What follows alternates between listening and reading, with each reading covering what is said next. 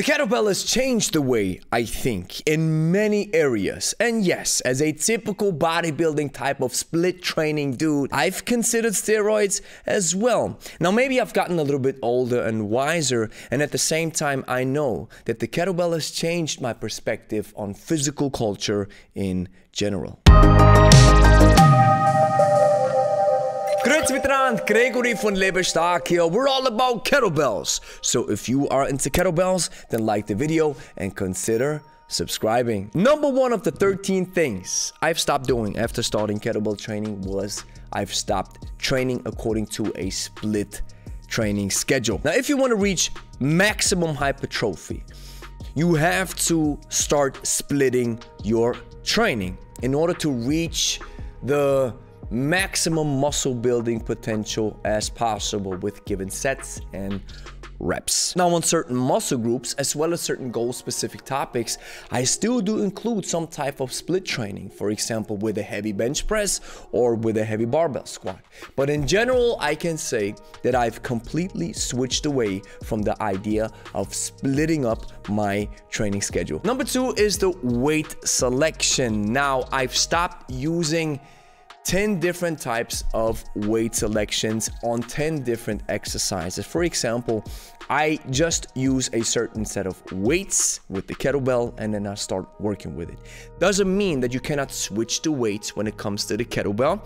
Sometimes I do a heavy jerk, a heavy deadlift, and a heavy long cycle, and then in the second round I go lighter, or I go heavy in all 3 rounds, and then on my next day or the following day when I want to do practice, I use lighter weights. What I want to point out is just the simplicity aspect of the kettlebell. You pick one weight and you have a certain set of progressive tools that you can use before even touching the weight in general. And I've abandoned this idea that you always have to increase the load in order to progress. Number 3, the constant switching of exercises. I think one of the reasons why I had to continuously switch up my exercise selection, especially on the machines, is because I got bored with a leg press, a leg curl, a leg extension, or whatever. So I have realized, hey, when I start working my full body with one exercise, for example, a long cycle, I'll do it forever because I fell so in love with it. And this may be that my body just enjoys this harmonious approach of using all the muscle groups, of using everything, the neuromuscular aspect, all the important facets that come together when you move the human body. My organism enjoys this so much that I don't need to switch up those exercises anymore. Number 4, I spend less time in the gym. Now, I own a gym, so I can spend as much time in the gym as I want. And I work here, so I do spend a lot of time here. For example, on a heavy double kettlebell day, when I work with 2 kettlebells, the workout takes about 15 to 20 minutes of my whole day, including the warm-up, including the cool-down. This is something that I couldn't picture or couldn't imagine back in my typical fitness bodybuilding type of days where I spent 1.5 hours in the gym. And even when I was quick and focused, it still took me about 1 hour to be in the gym and then going home. So spending less time in the gym means I can spend more quality time with my family, with my business, and this improves my life quality in general. Number 5, I've stopped going for the burn. I used to believe that if you don't take your muscles to the utmost extreme, to muscle failure, then you're wasting your workout. You don't have to go for the burn. This doesn't mean that you cannot go all in every once in a while. And I'd love to quote my brother Luca on this. Training and becoming better with the utility in question, with the training modality that you use, means putting money in the bank. And once in a while, you spend that money on fight night. Number 6, I've completely changed my approach to hypertrophy. My focus back in the day was building as much muscle as possible and making use of every tool that I can to increase my neck size, bicep size, shoulder size, or whatever. At the end of the day, I've realized that I didn't feel comfortable at 80 kilo body weight. I am a lightweight dude, and I'm totally fine with this. It took me some time to build some self-confidence, but now I just don't care. And that single focus on hypertrophy meant that other important facets and topics were completely unnoticed and unused. For example, my mobility, my cardiovascular endurance. So changing this approach on singling out hypertrophy only meant that I've opened up my horizon, and now I'm able to do more in my training sessions or touch more bases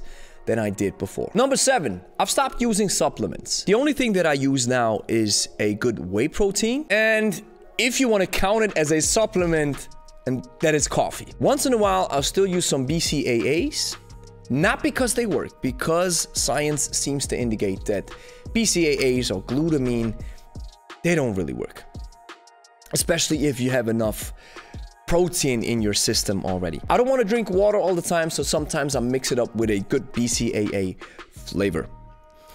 Prior to this, I was using boosters, I was using creatine, and I think creatine still works, but there is one particular part, I think it's in Hackenschmidt's book, either Hackenschmidt's or Theodor Siebold's book. Consider the Asian guys who are on the fields, working the farmer's life, not eating a lot. They're still able to do heavy duty work, and they're still able to put a lot of cardiovascular effort in what they do. And they don't eat as much. So this was kind of like an epiphany moment where I'm like, hey, I don't think you need all that stuff. Number 8, I've ditched machines. Doesn't mean that I don't like them. There are certain machines that I still like. And especially if your focus is hypertrophy or rehab purposes, I think machines are still a valuable option. Yet I've realized with a clean and jerk, for example, you work your full body. And in the gym, you need 5 machines for this, or 10, as they usually prescribe as instructors. With the idea of a swing, you work one of the most important human movement patterns, and that is the hinge. And I can't stress enough how many times we have beginners walk into our gym, start working with us, and they are not able to work with their hips or contract their glutes. So the kettlebell serves you an approach where you can not only get to know your body, but also use your body to the fullest potential. And I don't think a machine will ever come close to what a kettlebell is able to serve you in that regard if we put it on a huge population, on many people all at once, not on the individualized goal-specific idea of a bodybuilder, but if we look at the population in general. Number 9, no more extra cardio. For what? I remember when I used to do my typical hypertrophy work. At the end, it was always, oh, are we doing some cardio or what? Well, you know, I don't like cardio. Blah, blah. It's like a meme in the bodybuilding world. And when you work with a kettlebell, it's a joke, because the cardiovascular aspect is always built into the system.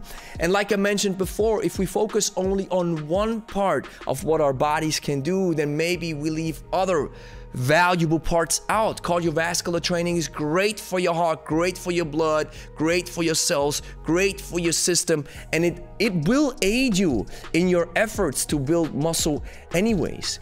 So this question that I used to have, is today a cardio day? Am I adding these 30 minutes of extra work, which in turn will add extra time of you spending in the gym?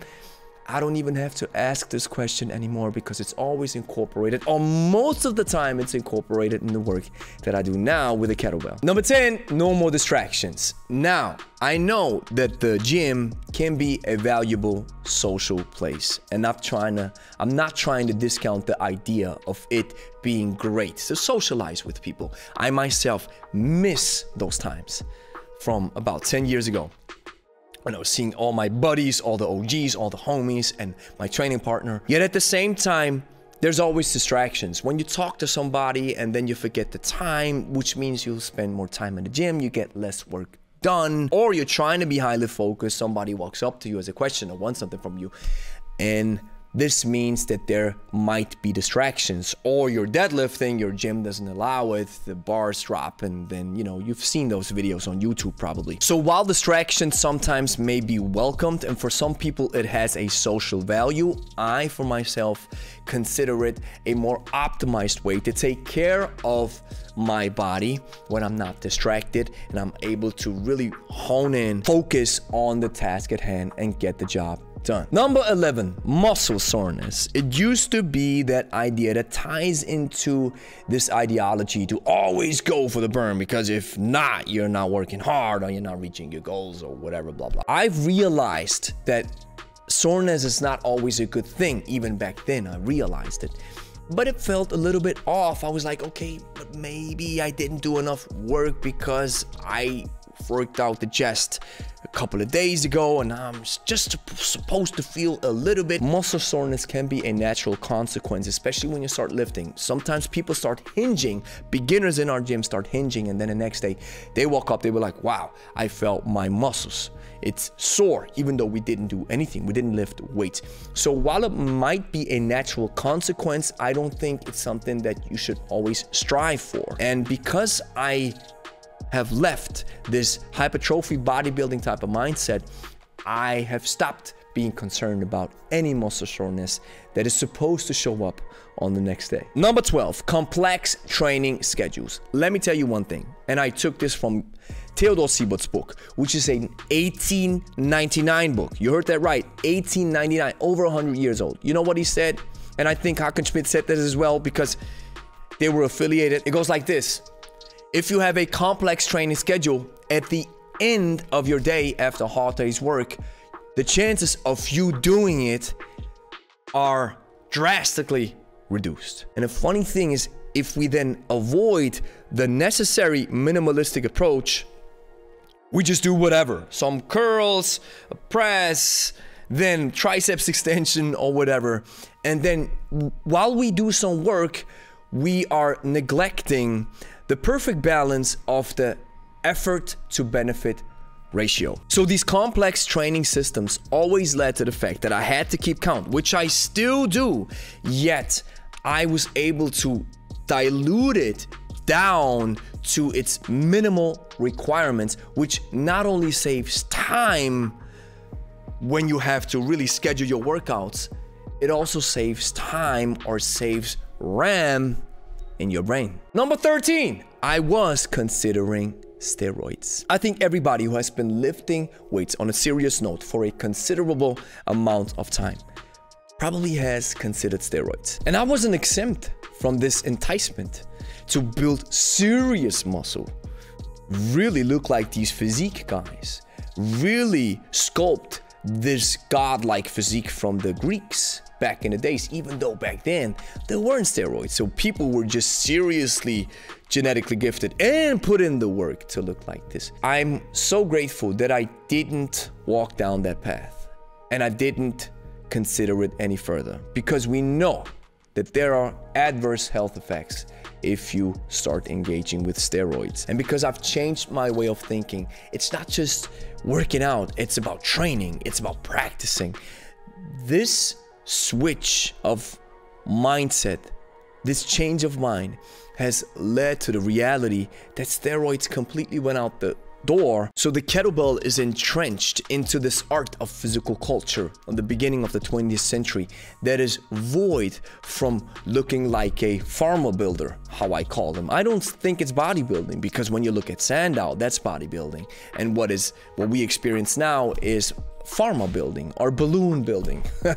So I'm grateful that the kettlebell took me away from that direction, because that could have led to a path that I would regret later in life. So thank you for watching. If you enjoyed the video, like it, consider subscribing, and let me know, what are your thoughts? What happened in your case, in your journey with the kettlebell? What did you change, or did you gain new understanding? If yes, let me know down in the comments. The world of kettlebells is dominated by two training styles called hardstyle and kettlebell sport. Although vastly different in nature, they have been proven to work and give you the most bang for your buck whenever you pick up a kettlebell, if you understand them correctly and are able to differentiate between the two. If you are a beginner, this task might be understandably confusing. Enter the hybrid style and discover how to combine the best of both worlds. The Hybrid Style Masterclass is a 10-week practice-based online course that will help you take your kettlebell skills to an elite